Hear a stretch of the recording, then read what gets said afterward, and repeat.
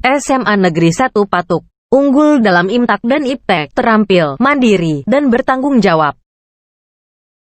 Selamat datang dan bergabung dengan kami dalam kegiatan MPLS, masa pengenalan lingkungan sekolah, di SMA Negeri 1 Patuk Gunung Kidul. Assalamualaikum warahmatullahi wabarakatuh. Para siswa yang saya banggakan, pada kesempatan hari ini saya diberi kesempatan untuk menyampaikan materi mengenai tata tertib sekolah. Kalian semua sering bertanya-tanya, apa sih tujuannya tata tertib dalam benak Anda? Pengennya Anda sekolah pasti diberi kebebasan yang seluas-luasnya. Nah, pendidikan merupakan hal yang penting, di mana pada dasarnya pendidikan merupakan suatu usaha yang bertujuan untuk mempersiapkan anak didik atau para siswa dalam menghadapi lingkungan yang selalu berubah-ubah. Atau dengan kata lain, pendidikan ditujukan dalam upaya peningkatan kualitas hidup, baik itu kehidupan pribadi maupun di masyarakat. Di mana pendidikan tersebut bisa dilakukan di dalam lingkungan sekolah maupun di luar lingkungan sekolah. Di lingkungan sekolah tentu terdapat banyak anak didik yang masing-masing dari mereka memiliki sifat dan karakter yang berbeda-beda. Hal tersebut akan berpengaruh pada tingkat kedisiplinan dan ketertiban di sekolah yang harus selalu ditegakkan guna menjamin keberlangsungan proses belajar mengajar.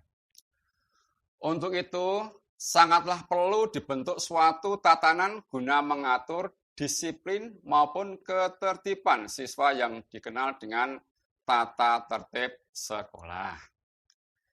Terdapat beberapa pengertian dari tata tertib sekolah. Di antaranya yang pertama, menurut pengertian umum, tata tertib sekolah merupakan seperangkat peraturan atau ketentuan yang secara organisasi. Hal tersebut mengikat setiap komponen sekolah, baik itu siswa, guru, kepala sekolah, maupun perangkat sekolah yang lain, agar tujuan yang telah ditetapkan oleh sekolah bisa tercapai. Kemudian pendapat menurut Departemen Pendidikan dan Kebudayaan, tata tertib sekolah adalah peraturan yang mengatur segenap tingkah laku para siswa selama mereka bersekolah untuk menciptakan suasana yang mendukung dalam pendidikan. Yang ketiga, menurut Indra Kusuma, menyatakan bahwa tata tertib adalah sederetan peraturan yang harus ditaati dalam suatu situasi atau dalam tata kehidupan tertentu. Tujuan tata tertib sekolah yang sangat penting, secara umum dibuat tata tertib sekolah mempunyai tujuan utama agar semua warga sekolah mengetahui apa tugas, hak, dan kewajiban, serta melaksanakan dengan baik sehingga kegiatan sekolah dapat berjalan dengan lancar. Prinsip tata tertib sekolah adalah diharuskan, dianjurkan, dan ada yang tidak boleh dilakukan dalam pergaulan di lingkungan sekolah. Tata tertib sekolah harus ada sanksi atau hukuman bagi yang melanggarnya. Menjatuhkan hukuman sebagai jalan keluar terakhir dan harus dipertimbangkan perkembangan siswa, sehingga perkembangan jiwa siswa tidak dan jangan sampai dirugikan. Tata tertib sekolah dibuat dengan tujuan sebagai berikut. 1. Agar siswa mengetahui tugas dan kewajibannya. Yang kedua, agar siswa mengetahui hal-hal yang diperbolehkan dan kreativitas meningkat serta terhindar dari masalah-masalah yang dapat menyulitkan dirinya. Yang ketiga, agar siswa mengetahui dan melaksanakan dengan baik dan sungguh-sungguh seluruh kegiatan yang telah diprogramkan oleh sekolah, baik intrakurikuler maupun ekstrakurikuler.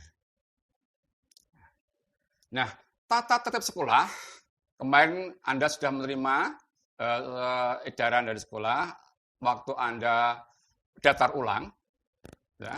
Secara singkat akan saya bacakan tata tertib sekolah untuk bab yang pertama atau bab 1, siswa masuk dan meninggalkan sekolah. Pasal 1, pelajaran dimulai pukul 7 waktu Indonesia Barat, berlaku setiap hari di sekolah.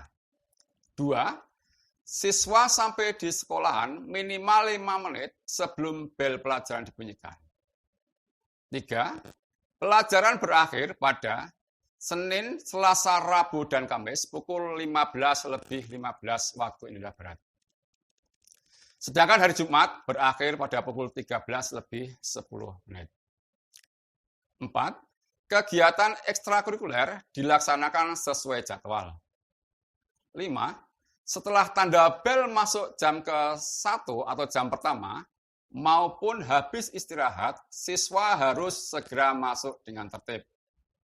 6. Menyanyikan lagu Indonesia Raya dan membaca doa sebelum pelajaran dimulai. Dan lagu Padamu Negeri dan berdoa sebelum berakhir. Dipandu oleh operator dari ruang guru. 7. Siswa yang terlambat hadir, siswa yang masuk setelah bapak atau ibu guru sudah berada di ruang kelas, harus lapor ya, kepada guru piket, kemudian selanjutnya diserahkan kepada guru yang mengajar. 8. Siswa yang mendapat tugas dari sekolah, siswa harus minta izin kepada bapak ibu guru yang mengajar. 9. Siswa yang pulang sebelum jam pelajaran berakhir harus minta izin kepada guru mengajar, guru jaga piket, dan diketahui oleh wakakesiswaan. 10. Siswa tidak masuk sekolah harus menyampaikan surat izin kepada wali kelas dengan diketahui orang tua atau wali. 11.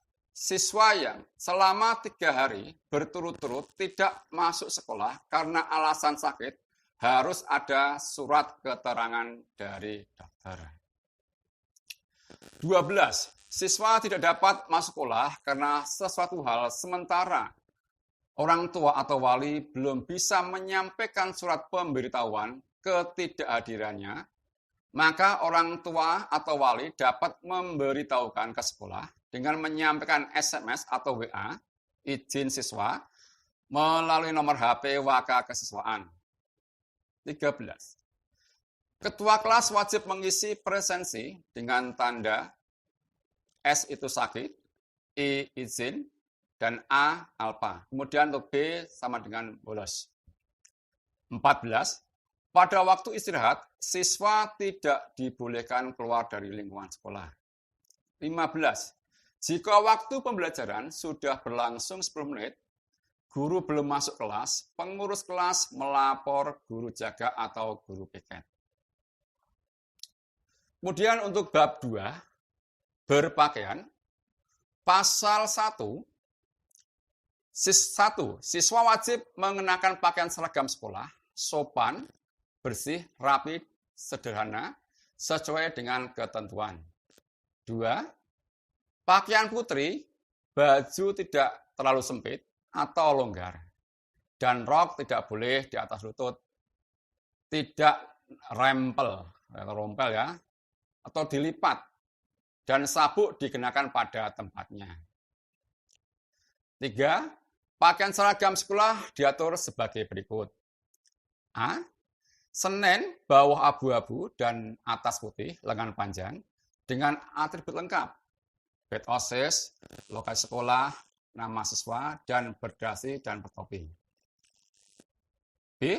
Selasa sampai dengan Rabu, abu-abu dan atas putih, dengan lengan pendek untuk laki-laki, dengan atribut lengkap, bed OSIS, lokasi sekolah, nama siswa, dan berdasi. C. Untuk hari Kamis, seragam atas batik, bawah putih. D. Kamis pahing, seragam lurik, Gagrag, Yogyakarta. Kemudian yang E, Jumat seragam pramuka lengkap. Untuk warna kerudung, hari Senin sampai dengan Kamis berwarna putih. Kemudian warna kerudung hari Jumat, warna coklat. Kemudian untuk kerudung polos tidak berbordir. Pada waktu latihan pramuka, pakaian lengkap dengan tanda-tanda pramuka lengkap sesuai dengan tingkatnya. 5. Pakaian khusus pada waktu pendidikan keterampilan dan olahraga dikenakan menurut ketentuan Bapak Ibu guru yang bersangkutan. 6. Ukuran ikat pinggang normal dan berwarna hitam. 7. Sepatu berwarna hitam, bertali, dan berwarna kaos kaki putih, kecuali hari Sabtu, saya ulang lagi, sepatu berwarna hitam, bertali, dan kaos kaki berwarna putih. Panjang kaos kaki minimal 10 cm dari mata kaki. 9. Pada waktu les atau pelajaran tambahan, seragam yang dipakai sama dengan seragam sekolah pada hari itu. 10. Lengan baju tidak boleh dilipat. 11. Tidak boleh memakai baju dan celana yang berbahan katun atau jin. 12. Lebar celana bagian bawah sekitar 20 sampai dengan 25 cm. Kemudian untuk yang bab ketiga berkaitan dengan kerapian rambut, ya. Untuk pasal 1, siswa harus menjaga kerapian rambut. Ya, siswa pria berambut pendek 1 sampai 6 cm dan tidak gundul. Kemudian yang pasal 2, siswa putri tidak boleh potong rambut cepat seperti pria. 3. Siswa putri yang berambut panjang tidak boleh diurai atau harus diikat. Ya. Kemudian yang keempat, siswa putri tidak boleh memakai pita. Pasal 1, siswa wajib menjaga nama baik sekolah, baik di dalam maupun di luar sekolah. 2. Siswa wajib patuh dan hormat kepada kepala sekolah, guru, dan karyawan. 3. Siswa wajib menghormati setiap tamu yang masuk kelas. 4. Siswa wajib menghormati sesama teman. 5. Siswa wajib membina kesatuan, persatuan, gotong royong antara yang satu dengan yang lain. Pasal 6, siswa yang akan masuk ke kantor atau kelas lain harus mengetuk pintu dan boleh masuk setelah diizinkan. 7.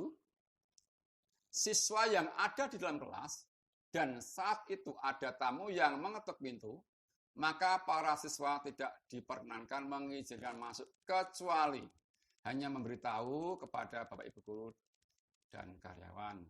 Pasal 8, waktu jam istirahat atau jam pelajaran berakhir, siswa diperkenankan mendahului Bapak Ibu guru keluar ruangan. Pasal 9, siswa wajib mengikuti secara aktif semua kegiatan yang diselenggarakan sekolah dan atau ekstrakurikuler. Pasal 10, siswa dilarang menerima tamu dari siapapun tanpa seizin guru piket. 11. Siswa dilarang duduk di atas sepeda motor dan duduk-duduk di sekitar parkir sepeda. 12. Siswa melaksanakan ibadah menurut agama masing-masing. 13. Siswa menjaga ketenangan kelas serta memanfaatkan waktu untuk kegiatan-kegiatan yang menunjang pelajaran. 14. Siswa di sekolah berkomunikasi dengan menggunakan bahasa Indonesia. 15. Siswa berkomunikasi dengan Bapak Ibu guru menggunakan bahasa Indonesia atau bahasa Jawa halus atau promo Inggil. Bab kelima, mengenai sepeda. Pasal 1. Siswa harus menempatkan sepeda motor di tempat yang telah disediakan dengan teratur. Pasal 2. Siswa tidak boleh naik motor di halaman sekolah. 3. Sepeda motor harus memenuhi kelengkapan standar. 4. Siswa yang mengendarai sepeda motor wajib mengenakan helm. pengaman, dan surat-surat kelengkapan. Bab ke-6, piket. Siswa piket wajib menjalankan tugasnya ya, untuk kebersihan, kerapian, dan ketertiban kelas. Kemudian bab ke-7, kegiatan dan organisasi. Pasal 1. Hanya dibenarkan ada satu organisasi intrasekolah, yaitu organisasi siswa intrasekolah atau OSIS, yaitu OSIS SMA Negeri 1 Patok Gunung Kidul. Pasal 2, segala potensi, daya kreasi, dan aktivitas siswa harus disalurkan melalui OSIS. 3, kegiatan pramuka wajib diikuti oleh siswa kelas 10, 11, dan 12. Pasal 4, kegiatan hari-hari besar nasional yang diselenggarakan sekolah wajib diikuti semua siswa, sedangkan hari-hari besar agama diikuti oleh siswa penganutnya.